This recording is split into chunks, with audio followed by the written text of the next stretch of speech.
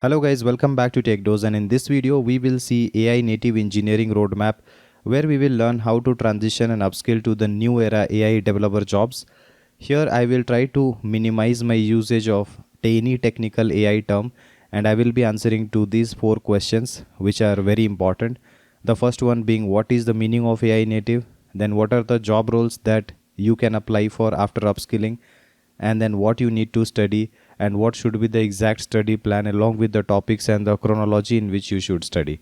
So stay tuned till the end. Let's try to understand how the engineering has evolved in this new AI era. So I'll just take a simple example of a search engine. Like you can take Google search engine. The traditional search engine would be based on keywords and rules. So whatever we have already typed in the search engine, the result will be based on exact keyword matching and some rules which are implemented in the search engine.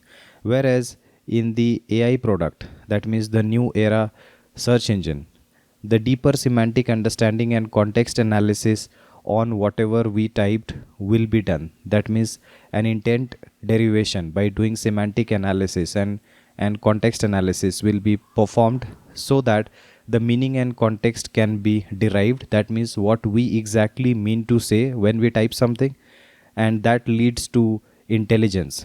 So AI native products are mainly intelligence based at its core, whereas in the traditional sense we were doing keyword and rule based matching when we compare for the product of search engine.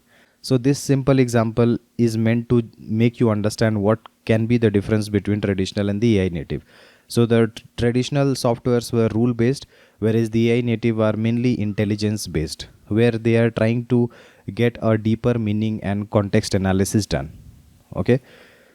Now, what to study? Before knowing what to study, you should be thinking about what are the openings that are present. So there are broadly two type of software openings. One is the builder type opening and another one is the innovator type.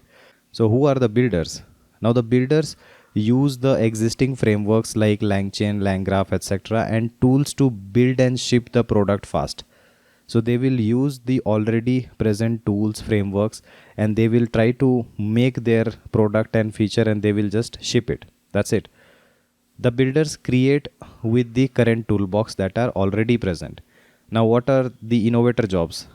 Innovators go a level deeper by tweaking and improving the underlying method, infrastructure, and evaluation. They make tomorrow's tools better. So they can change the tool itself. Okay, they do not just use the framework, but they can also change the framework. They can develop the framework. They can also develop their own custom framework. Innovators refine or expand the toolbox itself. So this can have a compounding effect over time. Now, I'm not saying that one job is a better profile than the other, but they both are having two different target. The builders are meant to use the tools to actually build the product fast, whereas the innovators go one level deeper and they try to come up with the new improvement in the framework and new customized frameworks for their own proprietary work. Right. So both these roles are important, and in order to do any of these roles, if you want to use AI, then it's better that you understand the basic foundation of AI. That's a must for any of these two roles. Otherwise, you will become irrelevant in just some time. So, foundational AI knowledge is crucial for both the roles. It's very important. Now, let me show you some of the job roles that you will be relevant for once you do this upskilling. So you will be able to apply for the AI native software engineer roles, the software development engineer on AI products, the LLM engineer, applied AI engineer, the machine learning engineer, if these are your target roles, the RAG or the retrieval engineer, AI platform engineer, backend engineer, full stack AI engineer, prompt and workflow engineer, AI product engineer, AI solutions architect, and so on. The list is very long. If you are targeting any of these roles, then this plan will help you. Okay, now let me show you one of those jobs and how this will help you. So I have come across this Meta AI native role. This is for purely software engineering AI native, right? Now in this case, if you read this, the link is actually disabled because the job product do not work after some time once the entire posting has closed. So I have also taken screenshot images of that so that you can see some part of it. In this role you can see that some knowledge on LLM would be required, some generative AI knowledge would be required. Then you should be also knowing about the embeddings, the RAG architecture, the RAG pattern, the retrieval, and so on, right? So there will be a lot of terms that will be coming.